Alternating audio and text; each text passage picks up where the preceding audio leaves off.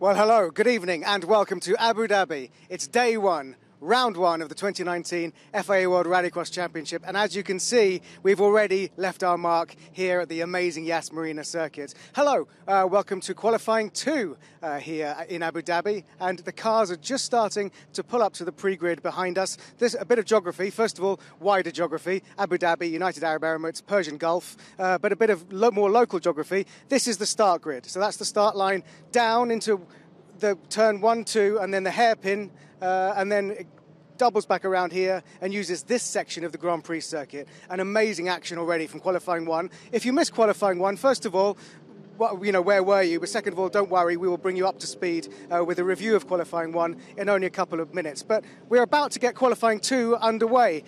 We will definitely have a new champion this season because Johan Kristoffersen has left the building. So let's have a look at where we're going this year to crown a new champion.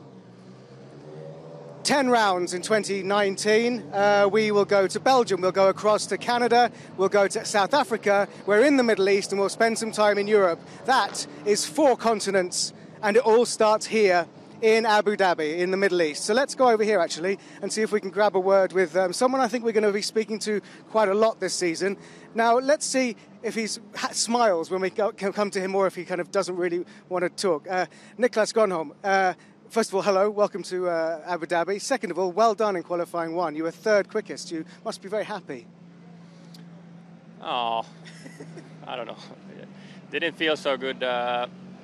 The car is not reacting how I want it to, so we're trying some small things, but nothing crucial. I know the speed is there, but we need to be a bit quicker. And talk us through this circuit, because on paper, and actually the first bit of action we've seen so far, it looks like there's a lot of different lines, it looks very quick. How difficult is it to race on? It's pretty straightforward, I think. The problem is, I think, there's only a few places to overtake. That's a bit tricky, but otherwise it's quite fun. No complaints. I think you've got a very good chance this season because your car is strong, you've made improvements in the off-season. Do you feel like this is a year, because you improved so much last year, that actually a genuine chance of you being world champion? I don't think we should go there yet, but for sure we have made improvements both on the driving side and the car, so we're a bit stronger than last year, but let's see. We need to be more consistent than last year. Okay. Kiitos and good luck. So that's Niklas Gronholm. Here are the cars all getting ready. There's Guillaume de Ridder. Is your car fixed ready for this one? I hope so. So she's in the garage. Okay. Hopefully she will make it till here in the grid. Okay. Fortunately we are in the last heat, so that gives us a bit more time, so we'll see, hopefully. Breaking news, bon courage. So, of course, Guillaume de Ridder did not take part in Q1, but you're going to find out all about that now from Andrew Coley and Dan Rook.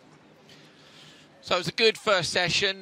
Neil Cole mentioned Johan Kristoffersen. Johan Kristoffersen is watching in Morocco with his WTCR team. Johan sent me a message, which I hadn't seen before the session, saying, I bet Timmy wins Q1. And then afterwards sent me a screenshot and I told you. So they like, Johan is all over it, even though he's not there. Good to know you're watching, Johan. We miss you being here, mate. But with the Volkswagens gone, it was close. So you look at Gronholm. Yeah, exactly. Like, you know, they're all so close together. The 2 Hansen brothers, yeah, it's good to see the Peugeots up there, but, you know, the Hyundais are up there. You know, we've got Baumanis and Stard with a brand new car as well. They're all in there to play for. Looking forward to seeing Q2, but if you missed Q1, take a look at this. So off the line in the first race, Andreas Backrud and Ollie Bennett in the background. It was Paul Try who was left at the start, didn't get it quite right. Once Backrud had got in front of Bennett, Bennett did well, held on to him for a couple of corners, but of course Andreas is very well used to this Audi. It is the exact same chassis in which he finished last year, but of course this time for a different team. Backrud taking the first ever heat race win for the Monster Energy RX Cartel. So his was the benchmark time. Up next, Kevin Hansen on his inside. Gulan Shisha had made a little bit of a mess at the start. Timo Scheider up the inside of Cyril Raymond into turn 1 and on to the back of Kevin. So Kevin and Timo Scheider, remember, had a TQ at Barcelona a couple of years ago. You don't need to know how fast Kevin Hansen is. He's a career RX driver. On the right-hand side of your screen there, Cyril Raymond had clipped a barrier on the run up towards the hairpin and retired. Hansen won it from Scheider. On to race 3, Guillaume de Ridder, who you've just seen with Neil Cole, was missing because his fan went through his radiator. Not ideal. It was Anton Markland who went through the pack in turn 1 with the move of the day from the outside of the grid to get the whole shot. Behind him, Nitish and Timozyanov in the I-20s. Szabo, this was a really strong heat race, considering Q1, of course, is a random draw. A load of quick guys in here. On your left-hand side, Markland coming down towards the line. On the right, Timozyanov hammering it off the gravel section. Markland took it from the Russian. At this point, it was Kevin Hansen who was fastest, but his brother Timmy was in this. Baumanis, look, doesn't know where to go. Left, right. In the end, squeezes up the inside. Gronom gets second. Timmy Hansen, though, with the whole shot. Bakiuska and Baumanis, a little bit more of a squabble on the way down to the next corner. At the back, Liam Doran ended up in a fight with Bakiuska. Doran slightly off the pace in this one. Baumanis here didn't joker on the same lap as Hansen. Hansen went on lap 3, and that actually meant, I think, that Baumanis held him up maybe by 4 to 5 tenths. Not a lot, but enough. Baumanis then goes on the last lap, and as you'll see, Timmy Hansen with Niklas Gronholm in hot pursuit over the line. Timmy takes the fastest time from Kevin, and then Niklas Gronholm. Now, you could see the gap as they cross the line. That gives you an idea of how close it is over those top 3. Scheider, Backrud, Mark and Timozyanov. Look at this. So 2 Peugeots, then a Hyundai, a Seat, an Audi and a Renault. So all these teams are mixed up in terms of their pace. Timozyanov and Baumanis the top 8.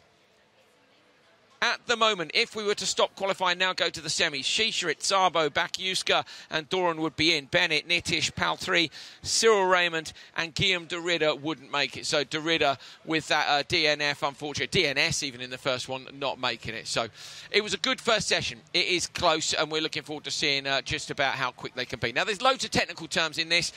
Dan Rook's a bit of an expert at Rallycross, so he doesn't need me to explain it to you. I'm sure some of you guys don't at home, but we're rather hoping we've got some new viewers as well this year for this fantastic sport. So if you're not quite sure how it works, here's our second episode of RX Education.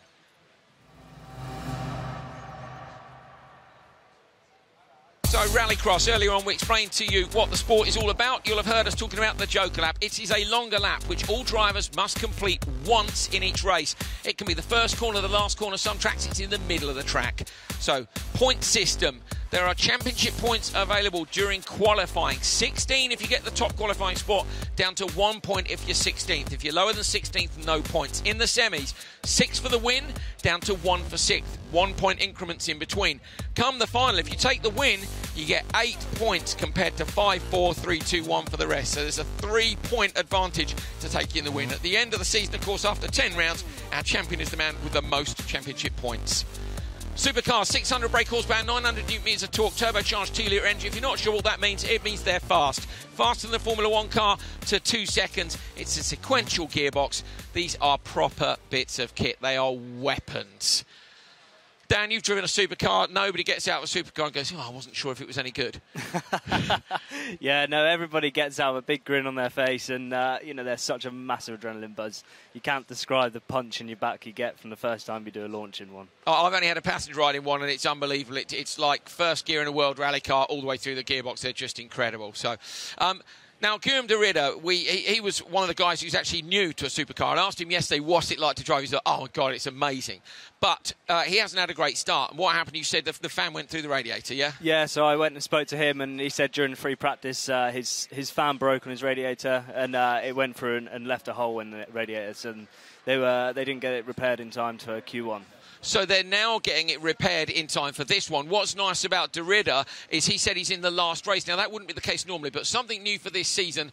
For Q2 and Q3, we have a randomizer, which basically either reverses the grids or it doesn't. So at some tracks where the track grip develops or where they get watered, where the gravel cleans off, it's always an advantage for the later runners. So at the end of Q2 and the end of Q3, we're randomising what happens. And on this occasion, it has reversed the grid. So they're in the same races, they're in the same grid positions, but the fast guys go first and the slow guys go at the end. So for de Ridder, that's the result because the kart will hopefully be back. So let's do this.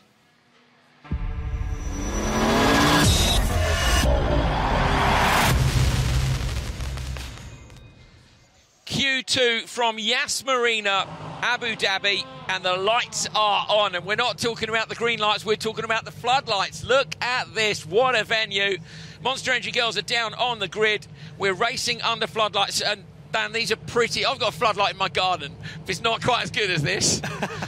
No, they're pretty spectacular. You know, as you can see, it looks almost like daylight on the screen. So Yeah, unbelievable. Like, it's incredible. It is incredible the amount of light that these lights are putting down circuit. Now, those lights are focused very much on the F1 circuit here, and we have got a section of gravel, certainly off the standard lap over the jump, which is a little bit darker. So look for sparks, look for glowing brake discs, look for flames from the exhaust. These cars, I think, should look pretty spectacular as we race into the night. Remember, of course, as well, tomorrow, semi-finals and finals will be in the dark too. Qualifying 2 then, race 1. The grids have been reversed for this, so we've got the fast guys first. Timmy Hansen and Kevin Hansen, P1 and P2 from Q1. Niklas Gronholm, Timo Scheider and Andreas Backrud. This is a proper lineup, and let's see what happens when you've got 5 very fast guys squeezing into turn 1. Marshals are clear of the grid. We're waiting for one more thumbs up from our Chief Marshal. Here we go. She points them towards the lights. Here we go. Left-hand side of your screen. Watch for the ready to race light to come on. When that goes off, it's a random gap for the green. Oh, good start. Both the Hansen on the inside. Gronholm 2. Scheider's lost out. Scheider has to slide in behind too. Kevin Hansen jumps on the brakes a bit early, trying to give his brother a bit of room. Niklas Gronholm going to go round the outside. Kevin Hansen's on the gas, going to try and take the position back on the way out to the hairpin. Backward having a look up the inside, but Gronholm has held on. Timo Scheider around the outside, nips the bar, gets on the gas early, but loses traction. Scheider has to go wide to avoid Kevin. Pulls the car back on. Timo Scheider almost going track limits there. Kevin Hansen up the inside. Scheider trying to go round him into the chicane, but he can't. And finally, we've got the cars in the line. Timmy Hansen leading from Gronholm. Oh, what a fantastic start there. Impressive stuff from Backrud, trying to find a hole to get through. He managed to skip up a couple of places just in those first 2 corners, so impressive stuff by him. I reckon we might see Backrud Joker if the others don't, and we do. Backrud goes Joker straight away. He had to, really. Yeah, he had to. He was going to be in all the other guys' dust, and he'd give himself some free space. Gronholm is absolutely all over the back of Timmy Hansen here. So the I-20, Dan, we know they've been working through the winter, as we know the Peugeots and the Audis were late to enter this championship. They were fighting to get a budget together. We're so pleased to see them here, but basically they may have stood still and the Hyundai may have gone forward. We don't know. It's only round 1. But yeah, still, even so, fantastic form from the I-20. You can see him, he's all over the back of Timmy. He's not giving him any room to breathe. Oh, it's brilliant. So good to see Niklas. Last year, most improved. Now it's like, I'm here, boys. The improvement's done. We're going to race. So up into the hairpin, which all the drivers are saying how fantastic it is. You can brake so late. It's basically like banking. Yeah, it's, you've got gravity on your side. So Niklas and Kevin Hansen have gone to the Jokers, so watch for Backrud. Watching Backrud on the standard lap. Backrud coming in on the brakes, and Andreas Backrud, brilliant. Andreas Backrud has hammered in a couple of fantastic laps to get himself up into P2. This is the Backrud that we were seeing last year. We weren't sure in Q1. He said he hadn't pushed that hard, I think were his words. Now he's got to push, and surely the Hansens will send Timmy now because they've seen that Backrud's got the overlap. Yeah, they need to get Timmy in now. Andreas has driven a fantastic couple of laps and kept himself clean and tidy, and he's managed to gap now Niklas, and he's pulling a small bit of a gap, I think it's fair to say. Fairly dusty still on the tarmac right-hander onto the gravel and back up the hill around this left-hander. Watching now, does Timmy Hansen goes Joker from the commentary position? I can see Timmy's gone Joker. You're watching Backrud on the standard lap. Drops off, the dust flies up. Timmy Hansen coming in hot round the outside. Hansen versus Backrud. Backrud shuts the door in the 208. Great drive, Timmy Hansen. Fantastic tactics. They had to do that because Backrud's on a mission. Yeah, they got Timmy in and out, and he's managed to just keep himself in front of Backrud, and fantastic entry into turn 1 from the Joker lap. Full commitment just to pin himself around the outside of Andreas. Flames from the back there. I knew we'd see some anti-lag. That's what we were waiting for. The cars are looking stunning here. I'm loving the livery on Backrud's car as well, and Backrud right up underneath Hansen's rear wing. Yeah, fantastic to see these guys all so close and, so early on in the weekend. Backrud having a dive. We know there's alternative lines up into the hairpin there. I thought he was going to have a go. He doesn't on this time. Drag race now then to the finish line. They'll go straight on round this flat left. Here we go. Listen to that high in the revs. Over the line. Hansen, Backrud, Gronholm, Hansen. Super, super close. 3:06.4 for Timmy Hansen. And that is almost exactly, we're within a couple of hundredths of his time from the first run. Amazing. Backrud's fan club down there, saw them earlier on. Hello, guys. Andreas' mum among them. They're very pleased with that. That was a good race, and that was really promising. Timmy Hansen then takes it with a 3:06.4, almost exactly the same as the time he did in the first qualifier. But Bakkerud going more than a second quicker to get really close to him. Niklas Gronholm look as well. Look how tight it is, 0.6 of a second between them, and it's only 1.3 between Timmy and his brother Kevin, who's in fourth. Timo Scheider down in fifth place, not quite on the pace of those front guys. Timo, I think, was faster than that in the first session. He was. Timo did a 3:07.9, so I reckon an issue for Scheider. We'll try and find out. Right, take a look at the Hansens on the inside. Scheider, you can see, loses out at the start immediately. And now, look, he goes out to the right-hand side, trying to find a way round. Niklas comes around the outside of Kevin. Look, Kevin goes deep there to try and get through. This is what I love, Dan, about a left and a right and a hairpin. We saw it at Hockenheim in the past. We've seen it at a number of different circuits. It always makes for great racing. Yeah, it makes everybody back up into each other, and you have to try and find a space to try and squeeze in and make up a place, and you can always guarantee for a bit of door handling there. I wasn't necessarily expecting Bakkerud when he went off to overlap the two guys, because it was so close. When you saw how close Gronholm was to the back of Timmy Hansen, I'm thinking, Bakkerud's going to come in the pack, and actually, he was clearly in front of them. Yeah, so definitely seeing better pace from the Audi in Q2 here. It's like we were saying earlier, there's definitely a fight on, isn't there? Yeah, absolutely. And look at Kevin Hansen in the background too. So we know the Peugeots are quick, we know the Audi's quick, we know that the i20 is as well. So that, we're talking 7, 8, 9 cars here that could be on the pace. Having said that, at the minute, it is Timmy Hansen who is very much the pace setter.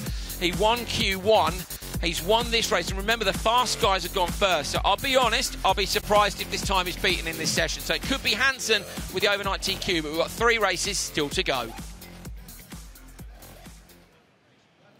Timmy, almost an identical time to Q1, but that looked like it was a bit more of a tough race. It was definitely. Gronholm was really close, then he took the joker, so I was really flat out on that lap, and I managed to come out in front of Bakkerud. I was surprised to see him on the mirror, but it was a tough race. But I'm glad again we are fastest. We won this race. We'll see if the time is standing still. But very, very good start to the championship. Super happy. Well done, thank you. Timmy pretty much shaking with adrenaline. You can see his hand in the background. Of course, he there is thinking the same way we are. He knows he's in the fast race, but because the grids are flipped, he's first. He's like, I'm really happy to be fast. He's like, oh, hang on a minute. 3 races to go. Now, having seen how quick Gronholm was, and also Bakkerud, we've got Doran still to come, Nitish, Timozyanov, and that's not discounting everybody else. Yeah, so we still have a strong lineup to come. Don't let this reverse grid fool you. Exactly. Monster Energy Girls about to leave the grid. Here we go.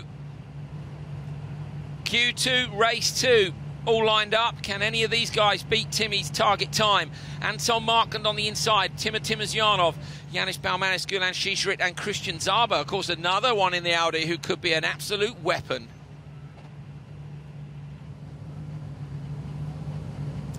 Again, the marshal will have received the radio call that we're ready to go. You can see the jump start sensors. We do enjoy drilling the occasional hole in an F1 track. Sorry about that. We'll try and put it back. Right, RPM up there. Balmanis has got a very strange sounding engine note I noticed yesterday. And he doesn't get the best start. So Balmanis drops back, moves immediately to the inside. Anton Markland of the drag race down towards the first corner. And he gets the whole shot ahead. Or in the background, Balmanis hard up the inside of Szabo. Szabo gives it back to him in turn 2. And now Shisharit is up in P3. So great start by Anton Markland. And that car doesn't normally start that well. So have they found something in the winter with the start on the McGann? So yeah, better start for the GCK guys, like you said. Although we didn't see such a good start for Shisharit in the first race. But they both got it hooked up here, and they were level with the i20 on the way into the first corner. So Markland, I know over the winter, has been working in both the Clio and in the McGann about getting it to turn in. Apparently turning well, exactly what I want with the natural stuff and the tight stuff. Yeah, so I know, speaking to Galan, that they reckon the back end of the McGann was almost too good. So it had so much grip that it meant that the front end was just understeering. So it was locked in, the back end? Yeah, so now they've developed a new front end on the car. And we can see here it's turning in wonderfully. Now Shisharit as well, you spotted, I think Shisharit maybe did the fastest lap time in Q1. Yeah, so exactly. So it's showing the potential for the new developments on the gap. I'm enjoying the livery on the car, glowing exhaust there from Markland. You can see the Bilstein colours at the front of the car and the classic GCK colours at the rear, up to the hairpin. It's fifth gear through that kink, 145 kilometres an hour, Timosyanov said. Timosyanov was joking, so's Balmanis. So what's going to happen? Timosyanov's going to be on the chase, but he does want to catch up with Szabo. In fact, Timmer there got a lot of understeer through that right-hander before the jump, which is off camber. Yeah, and it pushed him onto a wide line, and you can see as you come through this gravel section here, there's a clean line, and it just pushed him off. It meant he would have lost 2 or 3 tenths potentially. The dust is flying and hanging in the middle of the stadium. Sideways there, so that Shisha, it was really sideways on the exit. Did you see the smoke coming off the tyres? Again, they must keep the car straight, particularly on a track like this, to find the traction. Yeah, and too much sideways, it's just time lost where you can't be going forward. So he needs to be tidying up his driving style a little bit. Timosyanov seems to be dropping back, does he? So Timosyanov, we think, was dropped back a little bit, so maybe it was more than just running wide. I wonder if he's got a front left puncher, if he couldn't turn into the right-hander. Watch for Timmer in the background, as you see. Through the choke lap goes Shisharit. Timmer's still on a bit of a flyer, so he's still going quickly. Balmanis at the merge. Oh, lovely, lovely. Sideways move gets done by Shisharit. Oh, Balmanis into the side of him. Pushes him off the side. They're not going to like that. I wouldn't mind betting that might go to the stewards, but that's why I'm loving that merge. Oh, now sideways again. Gives him another nut. Not happy at all. Flames from the back of the car. As you can see, the anti-lag working hard. Balmanis is late on the brakes. Shisharit's all over him. Is he going to give him another tap? Let him know he's there. He does. Shisharit into the back of Balmanis again. Gets some. Tyres smoking so much out of these guys. They've got to be careful because we don't know how much this track is going to be abrasive on the tyres, and if these guys are fighting like this just in Q2 and lighting up the wheels, they could be losing some grip. Anton Markland jokers on the last lap. Christian Szabo's gone with him over the finish line. Markland takes it 3:07.4, and it's so close between the merge as well, between Shisharit and Szabo. You can see how fantastic that merge is, but Markland with a 3:07.4. Anton in the first one did a 3:08.1, so he goes 7 tenths quicker, and that's going to put him on a 3:07.4. He's only around a second off the pace. So Anton Markland taking it from Balmanis, Shisharit, Szabo and Timosyanov. Timosyanov maybe with an issue. At the minute, look, you can see the top three. Hansen, Backrud, Gronholm. Markland slots in front of Kevin Hansen. That is what you need to be looking at down the right-hand side of your screen. It's the top 4 cars covered by less than a second. Great. Szabo, Shisharit, Balmanis. Who do we think had issues? We definitely think. Oh, well, of course, we had the contact, didn't we, between Shisharit and Balmanis. Thank you. Yeah. Of course, that would have lost them quite a bit of time, and they were fighting for a good half a lap there. So. Stewards or not? It was only the turn 1 that I wondered, but it was good. I mean, I don't want to see stewards involved, really. I think it's borderline. No, I mean, as well, because it's a new track, you know, everybody's discovering the boundaries, and we've not seen a Joker merge like that yet. No, because we've now got the quick guys together, where Q1's that random draw, Q2, you put these guys together and they're going to fight. Yeah, so... You know, I don't know what's going to happen here. I wouldn't imagine the stewards to get involved. It wasn't too nasty. It wasn't an aggressive push and pass. It was, you know, just letting each other know they were there, really. Great return down there in front of the crowd. Some kids waving off in front of the grandstands. Markland with a brilliant start. Say that hasn't been the strongest suit. And I have to say, Shisharit's start was good too. Shisharit slotting into P3, look. In the background then, Balmanis. Szabo goes out wide but couldn't find a way through. But what a great first few corners. Yeah, it really does just pile the guys up together and make them all squabble, you know. It means that being on pole position doesn't necessarily mean you're in the best position. Yeah, we saw Markland go around the outside from P5, didn't he? In fact, Markland's done it from both sides of the grid now. So into the merges. This was the good one between Shisharit. I love Balmanis' line. He just got sideways. I don't know that Balmanis could have come back from that because he's just on the point where the car transitions. I wouldn't say he hit him on purpose necessarily. No, it was such a fine line between being in control and not at that point. So, you know, he couldn't really have done much about it. We're hearing front left puncture for Timosyanov as the cars have returned to the paddock, and we saw him run wide in the corner you're looking at now. So in that right-hander, Timosyanov had run wide, and that's because he had a front left puncture. So a shame for him, but a result for Markland. P4 as we stand. Anton, 2 races so far, and I'm speaking to you at the end of both of them, which means you've won both of your heats. That start was incredible. What was the secret to the start? Yeah, I think we have learned some things during the winter time. We didn't have a lot of testing before we came here. We had 3 days or 3 tests in France. And I can tell you, we put big focus on the front axle to work better, and we worked a lot with the starts. And it seems like the car is working on track, and for sure it's going like a bullet off the start line. So we have done something right. But to be honest, I'm not really happy where we are at the moment on terms of speed and pace. I still think there is a lot more potential on the Megane, but okay, it's a good start to the season, and we have now some time to work out what we should do for tomorrow. Well, at least you weren't fighting like your teammate was behind you, so you stayed out of trouble. Well done. Yeah, I mean, we can't keep on fighting. We lose too much time, but if you aren't having a clean start like me, you sometimes need to fight. Well done, thank you. Thank you. So, Andrew Coley up there. Yes, so I saw Timozhanov come past, and it looked like a slow puncture, front left for Timozhanov. So that's obviously what was slowing him down. Over to you. Yeah, nice. Sometimes you have to fight. I like it when we fight all the time. But that was a great race. We had two great races. Timozhanov with the puncture. So, Dan, these curbs here are designed for the drivers not to cut them. If you cut them too hard, you can push a tyre off a rim. Yeah, so maybe Timozhanov got a bit greedy with one of the curbs and just clipped it too much and gave himself a puncture. So, unfortunate for him. Bennett with a problem in the background. So have a look at that. The bonnet is off the front of the Mini. They've been developing the car over the winter. He was meant to do the first round of British Rallycross last week. And unfortunately, the car had a problem over the jump there, which they thought they'd solved before it was shipped. But unfortunately, Bennett looking like he's not going to make it to the grid. So I think we'll be going for this one. We are indeed. So Bennett will not take part. So Q2, race 3. Rokas Bakiuska on the inside, Super 1600 champion, making his supercar debut here. Liam Doran won't be happy with his performance from Q1. I reckon he'll go for it in this one. Rainis Nitish also, we know, has incredible pace in this Hyundai. We know how quick that car is too. Bennett missing from the grid. So 3 cars in this one. Advantage Nitish, I think, in some ways here, because he can give himself a little bit of space, but it is going to depend on the start of Doran on his inside. And, of course, Bakiuska is a little bit of an unknown, so we'll have a chat about him in a minute with Dan Rook. Ready to race, lights are on. Revs are up, here we go. That distinctive sound. Great. Doran had to kick the clutch. I just thought he got a great start, and then it must have boggy kicked the clutch. Bakiuska look up the inside. Contact with Nitish, sends Nitish sideways. Nitish, though, holds on. Bakiuska's P2. Liam Doran trying to find some straight. Have a look around the outside of Bakiuska. Bakiuska gives another nudge in the back. Doran here into the back of Bakiuska. Trying to get on the throttle early, so they're affecting each other on the way in, and that's affecting their exits. Yeah, so, once the guy in front brakes, then the person who's behind you have to brake and get that concertina effect where, one of them's backing the other one up, and you get that banging which we just saw.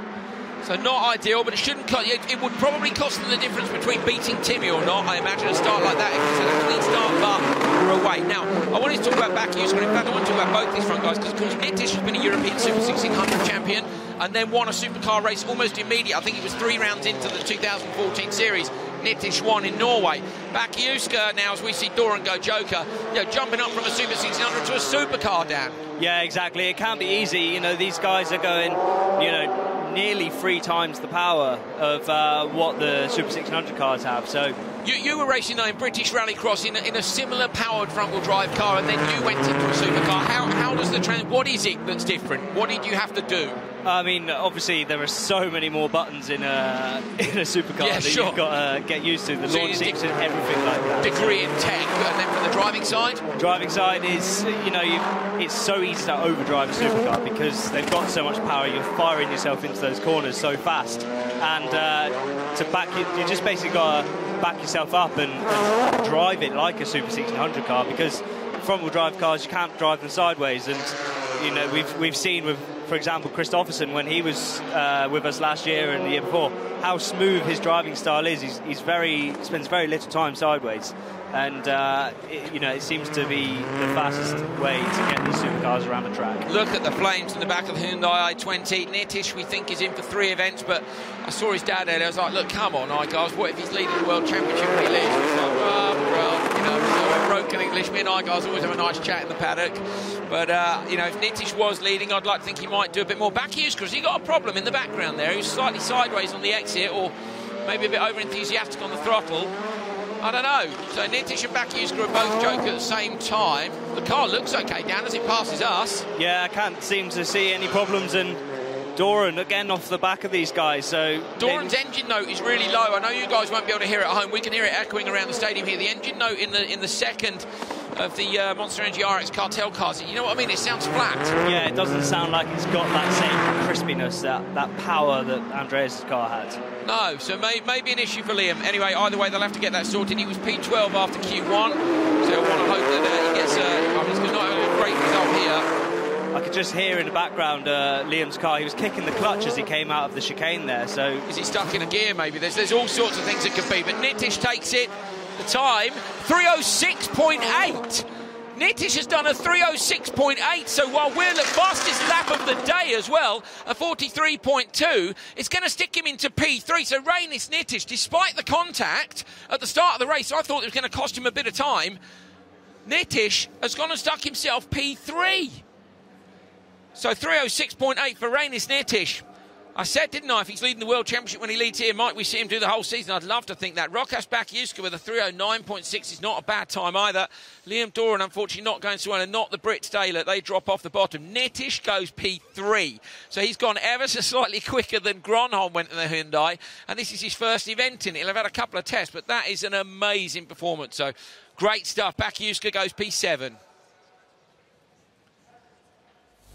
Let's take another look at the start. So Doran has to kick the clutch, but as I say, we think he may have had some sort of a technical problem. So this is Nitish and Bakiuska. Bakiuska gives him a little nudge. It's tiny, to be fair to Bakiuska. That was well played.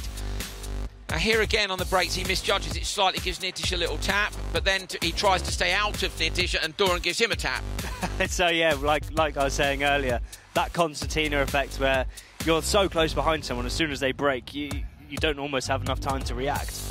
But I don't doubt Nitish's speed at all, but I have to say, you know, kind of distracted by our chats about Bakiuska and driving a Super 1600 car. I think the pace here, of course, Nitish we know is well versed in the ways of supercar, but do not count Rainis Nitish out. That was the moment I mentioned in the background for Bakiuska. Yeah, so that didn't, it didn't seem to have any problems through the rest of the session, so maybe just a little bit throttle happy and a little bit of dust on the track. We know that corner's a bit off camber as well, so maybe just got a little bit throttle happy from being a bit inexperienced in these cars. Great drive by Nitish. So Rainis, you can see, is pulling up. In fact, you can see Neil Cole there. Look, top right of your picture. He's grabbing Rainis Nitish for us. And fans there in the grandstand enjoying the fact that it's not quite as hot as it was. But Rainis Nitish is down there with Neil Cole now, so we can hear from the Latvian on how pleased he is to be P3. And he's only 4/10 off Hansen. Well, Rainis, you really needed to do something after qualifying 1, and that puts you P3 in qualifying 2. That was a really quick race. Yeah, we know that we have a speed in... I was, maybe because of the beginning of the season, I was too stressed, ready to rock, but got a puncture over the huge curb, and afterwards we're not able to set a good fast time. But now it's good. Now I came back, we turned our weekend around, and we continue like that tomorrow, I hope. And you just came out from the start very, very assertive with your road position. Was that always the plan? Because you had clear air either side of you. I didn't actually hear what you asked me, but about something about start. Start was good, and if you mean about the position on the grid, then I think for sure inside is always good. If you take a start, you have shortest line, but middle is also nice because you can squeeze maybe, or not squeeze, push boys on the both sides, and launch is important here for sure because no place to overtake actually. Thank you very much, Rainis. It's good to know I can ask questions using telepathy with you. Thank you. Push, squeeze, all the same for Rainis, isn't it? But yeah, took advantage of that grid start, and look how hot he was in the car. It's hot, it's still in there, isn't it? Yeah, beads of sweat just dripping off him, Me and you are complaining up here about how hot it is, and we're not sat in a car with a full face helmet, a race suit, and a turbocharger right by our feet. I could live with it, probably, getting a bit hotter to be in the car, but it's not going to happen. It's fine, it's fine. So Monster Energy girls are about to depart the grid. You can see the famous Abu Dhabi hotel in the background. We've got one race left to go today. Q2 race for the final race of the first day of round 1 of the 2019 FIA World Rallycross Championship. Pound 3 in the middle of the two GCK Academy drivers, Guillaume de Ridder and Cyril Raymond. Cyril Raymond broke the suspension on a curb. Guillaume de Ridder didn't make the start because the fan had gone through the radiator, which is not ideal. So new radiator in de Ridder's car on the outside, sorry. We're going to see what de Ridder can do here. This is the first time we've seen de Ridder competitively in a supercar. Dan Rook raced against him, of course, in RX2, and we'll get his thoughts on that. So Raymond and de Ridder both coming from an RX2 background. Brilliant start from both of them. I would say that de Ridder's edged it. Raymond, I reckon, will back out. He does. So Cyril Raymond backs out. De Ridder, though, runs wide, and Raymond gets him immediately. Cyril Raymond, with a brilliant bit of car control, does drop all wheels off. I think it's borderline down, but I mean, both these guys, fantastic pedallers. Yeah, it's so good to see. You know, obviously I raced against both of these guys back a couple of years ago, so it's great to see them moving on into supercar. But, you know, like we've said, it's Guillaume's first event in a supercar, and, you know, maybe the fact that it was shown on the way into turn one there, where he ran a little bit deep on the brakes, he just doesn't quite know his braking points yet. They're just so fast as well, aren't they? You know, the difference between an RX2 car and a supercar in terms of the amount of ground they eat up in a period of time is vast. Yeah, it's super impressive. I mean, in terms of like corner speeds, they're very similar, but off of the start. De Ridder up the inside of Raymond. So has Raymond broken the car because he crashed down really hard off the jump? I think Cyril Raymond's broken the car again. He has. Cyril Raymond pulls off the track. He crashed down very hard off the jump. I have to say, I was going to say, de Ridder's looked really strong, actually, for that whole first lap. He looked like he had the measure of him, but what's happened to Cyril Raymond? Does he, it's front right? Is it front right, or is it? Front left, I think. Not sure. Okay, so either way, de Ridder leads this. Flames pouring from the back of the Belgian's car. Come on, Guillaume. Now get yourself set. He needs a good time here, Dan. He had a DNS in the first one, which is worst case scenario, because you get 0 points for that. And he's really up against it if he wants to try to make it through to the semi-finals. Yeah, so I went and spoke to him in between Q1 and Q2, and he was so disappointed. Did you see the sparks flying off of his car there, off of the land of the jump? But yeah, I went and spoke to him, and he was quite disappointed with how obviously his weekend has started. His first time out in a supercar, and well, his chances have slipped away a little bit in Q1. So he's going to be hoping to push a really good time now. There's fluid pouring from the car. Is that on the right-hand side at the rear? There is fluid pouring from the car. The rads are in the back of that, and they've only just fixed the radiators down. So de Ridder here is going to need to be watching the dials in that car, because if the engine temperature goes sky high, if he's dropping too much fluid, it looks like radiator coolant maybe? Yeah, you can see the coolant. You can see, if you look on the bonnet there, the bright green... Rear right of the car, bright green colour liquid coming out of the car. So I think that's the coolant on the car. Maybe he's not fixed his radiator problem. So de Ridder then, with fluid pouring from the rear of the car, needs to make it round these laps. It's not the last lap. To me, it's not the last lap, is it to you? No, we've got 3 laps on the board. Timing is showing 3 laps. Your graphics at home are showing 3 laps. Pound 3 has realised there's a lap to go. They've all gone wrong direction over the finish line. So what has happened there? De Ridder's got flames coming from the exhaust as he goes through the chicane on the far side. So are they back on the radio now saying, but I'll tell you what, Cyril Raymond, who's miles behind them, may take this, because for me, they've all gone in incorrect lap, they've gone over the finish line effectively on lap 3, Dan. Yeah, so a lot of confusion here going on. It's confusing for us. I don't know if you guys, if anyone at home has any idea, tweet us and let us know. But so Pound 3 crosses the line with de Ridder, and de Ridder's weekend there, unfortunately, I think, is a goner, because now they've stopped the clocks, and Cyril Raymond is going to come round potentially. Cyril is on the far side of the circuit, heading up the hill now. So Cyril Raymond is still out there. De Ridder with the fluid pouring from the rear right of the car. Look how green the back of that car is. You can see the fluid across the grills. You can see it down the back bumper. Here comes Cyril now. So Cyril in the second of the Clios. It's not going to be a good time, but the difference might be, do the others get disqualified and therefore 0 points, and Cyril doesn't get disqualified, it'll be less of a penalty. So you're probably going to have to wait until the morning to find that out, because I'm imagining the stewards are going to be having a very interesting conversation. We've got an addition to the stewards. Tommy Rustad's up there with them, and if he can make head or tail of that, then good on him.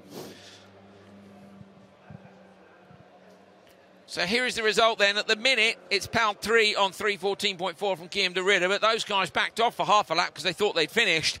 Cyril Raymond has finished on the correct run, because I say 3 and de Ridder went the wrong direction. So Timmy Hansen takes Q2 by 0.2 of a second from Andreas Backerud, Rainis Nitish, Niklas Gronholm and Anton Marken. Kevin Hansen looked down in 6th place. There's only between 1st and 6th place. Absolutely. Got 2 Hyundais, 2 Peugeot. Rokas Baskiuska goes 7th. Yanis Baumanis is 8th. Performances from both of those as well.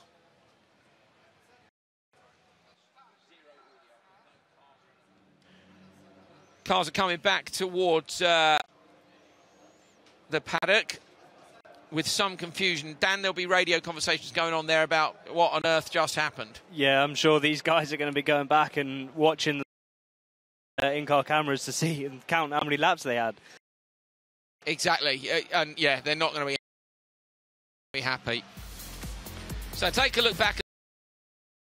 Amazing start by the Ritter, to be fair. You can see there's a tiny bit of wheel spin he was away.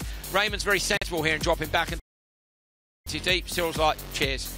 Yeah, so like I said, maybe De Ridder just not quite used to his braking points. Obviously missing Q1 as well, so he's not quite had the track time as with. He's all over him from that point on. In fact, De Ridder's car's just gone underneath us, and you can smell the. So this. Cyril with his problem pulls wide and lets De Ridder back through. Yeah, so not a great start for the GCK Academy cars. You know, both had problems in Q1 and Q2, so I'm sure these young guys can suck it up, but they're going to be so keen to impress. Yeah, they are, and you know, Shisha Ritter said there is no pressure on them to perform. If they get a good result, great. This is lap 3 where they think they've crossed the finish line. Pound 3's gone with De Ridder. Everyone else is going, where's the checkered flag?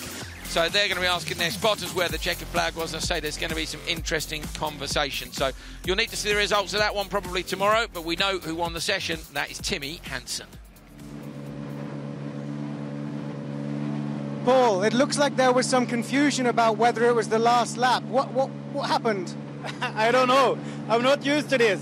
So I just followed the other car, and I think he thought it was finished. So I just follow him, and my spotter tell me, "Hey, Paul, we hasn't finished. Drive. Okay, then I have to drive to the end of the line. So. Okay. Well, at the moment, you won the race, which is good. Your first day in World Rallycross. Yeah, it's my first, and it's actually my first round the track now. I haven't. I've just drive it slow. So it was fun. Okay. I look forward tomorrow. Me too. Thank you. Now, if we have a little wander up here, if you stay with me for a moment, we might be able to have a look at the back end of Guillaume de Ridder's car to see what that was leaking out the back of it. Let's have a look. Yeah, look at that. So obviously they had a problem with the radiator.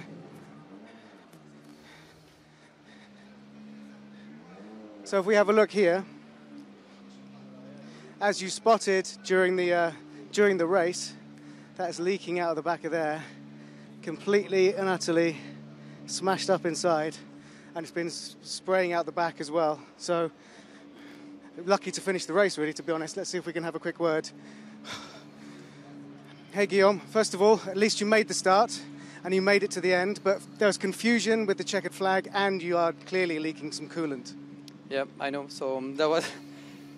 Yeah, that's not my weekend. I mean, that's the first time I take the start in World Rallycross Championship. That was something, honestly. I was a bit too excited, so I missed the first corner already. But I think I had the pace because when I was behind Cyril, it looks like I was a bit quicker. But yeah, obviously I had a puncture, so I had free air, and yeah, it's my fault, misunderstanding of what my spotter said.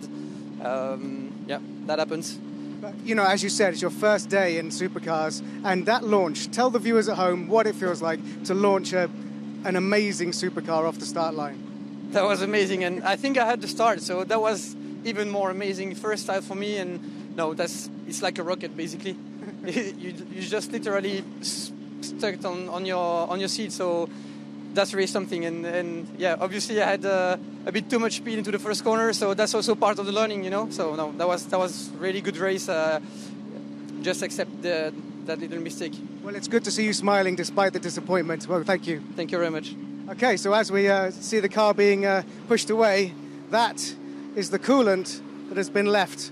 Oh, Bobby, over here, look. That is what has been left from that stricken Clio there. So I'll come and bring this up for you, Dan and Andrew, up in the commentary booth, because I know you like to get your hands on stuff like this. Decent mechanics trick for you. If you're not sure what the fluid is that's coming out the bottom of the car, you can taste it, and that will tell you. But I can tell you that you definitely shouldn't do that at home, because nearly all of it is highly poisonous. But it's a trick which I've used before. Yeah, not ideal for the youngsters, but they are learning. You know, they probably come in all going, oh, I could win the World Championship in their heads, but also just take us back seat, you know, and just slow it down a little bit. Yeah, I mean, it's fantastic they've had this opportunity to drive, and, you know, as you were speaking to Gerlan earlier, he's not putting any pressure on them to perform. He's just saying to them, you know, just get experience and get seat time. And he said, he knows they're fast. That's the thing. So they just have to go out there and learn as much as they can in the time they have. It's the steep old learning curve today. You know what I mean? Guillaume's missed Q1. In Q2, he's had the problem. Cyril's had 2 broken cars. You know, but we know they're both so fast. And that, as you say, that's what Ghislaine was saying. I know you're quick. You don't have to prove to me you're quick. Just get out there and do it. So there you go. Anyway, yeah, tough day for them. Great to see them still smiling. Paul Tree as well. Like, oh, yeah, I'm having a great time. What a legend. Great. But I think the people who will be having the best time will be those that are up at the top of the standings. So have a look at this. Timmy Hansen then winning Q1 and Q2 to lead overnight here in Abu Dhabi, round 1 of the 2019 FIA World Rallycross Championship. Andreas Backer at P2, Kevin Hansen P3. So 2 Peugeots in the top 3 for the Hansen MJP team. They'll be very pleased indeed. Niklas Gronholm, fantastic, up in 4th, all over the back of Timmy in that second race. Then Anton Markland on the pace as well. Scheider in the Seat, Nitish in the Hyundai, Janis Baumanis in the new Ford. So such a mix. Rokas Bakiuska in the Skoda. So they're all in there. Shisharit's in, Zarbo's in, and Timos Yarnov at the moment. Liam Doran, look, needs some better results tomorrow. And there is quite a gap. Look on the right-hand side of your screen, 68 down to 62. You can see as well Bennett at the bottom there. Some of the guys who've had 2 runs which haven't been quite so good. It's going to be extremely difficult for them to fight their way back into the semis. Liam is kind of on that point, isn't he? Like the cusp of whether he could fight back. But he's going to need to do what Andreas is doing. If you had Johan last year in South Africa, you know, dead last after Q1, took TQ. Now, no one's going to do that, but, you know, he's going to have to go quicker tomorrow. Yeah, and we know Liam's got the potential. You know, he's super fast when he's got his head in the game, and I think there's so much more that can come out of that Audi, and he's working alongside Andreas, who's been driving the car for a year, and with EKS running it as well, he's got all the experience around him to you know, support him and get him up to scratch with the car and all the rest of it. So I'd like to see Liam put up a good fight tomorrow. Big push tomorrow for those at the lower reaches. At the top, you can see it's super close. Now, this session, you'll have seen the fast guys went first. For Q2 and Q3 in 2019, we have a grid randomizer. Basically, either the fast guys go first or the fast guys go last. Of course, normally the fast guys go last. So here, I don't think it's going to make any difference because the track conditions are very similar through the session. Some of the other tracks later in the season, it might make a difference. So let's take a little look then at the randomizer for Q3 and see if we're going to go fastest last or fastest first. Here we go then. I want some sort of clicky noise here and some music, you know. But here we go around coming up. Is it going to be fastest first or fastest last? So it is going to be slowest first. So for Q3, it will be the same as it normally is in that the slowest races will be first, the fastest races will be last. So for tomorrow, the running will be as you would expect it to be. This doesn't happen in Q4. In Q4, the cars go in the same order they always do. So we always have the fastest guys last in Q4. So we get to a bit of suspense, find out who's going to take TQ. You'd be a bit of a strong betting man if you fancied betting against Timmy Hansen. Yeah, he's come out the bag with a car that he knows, and he's putting it to work. Yeah, OK, so Timmy then on a bit of a mission, but definitely not going to have it all his way looking at the results so far. So I think Neil Cole has managed to make his way down to the paddock, or he's on his way to the paddock now. It's not too hot. Maybe he's been running with Bob the cameraman chasing his way down there. But Neil is down in the Hansen's garage now, where I guess it will be a hive of activities. They look to re-prep those cars ready for battle tomorrow. Can Timmy Hansen hold on for the first TQ 2019? Andrew, I've barely even broken a sweat, to be honest, running here. I mean, it's only about 32 degrees in the open air here, and the track temperature is still around a toasty 36, 37, so completely fine.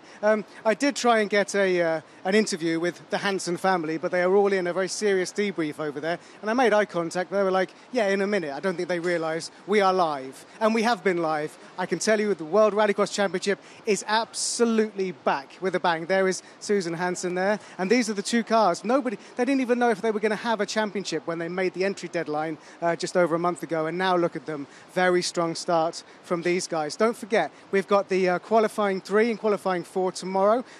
Check your local timings, but they're definitely in the afternoon, and then wherever you watch it on your normal TV, that will happen 7 o'clock, semis and finals here in Abu Dhabi. Thank you very much to Andrew Coley and Dan Rook and the whole TV team. We are back with a bang. This is the FIA World Rallycross Championship 2019. I've been Neil Cole. See you tomorrow.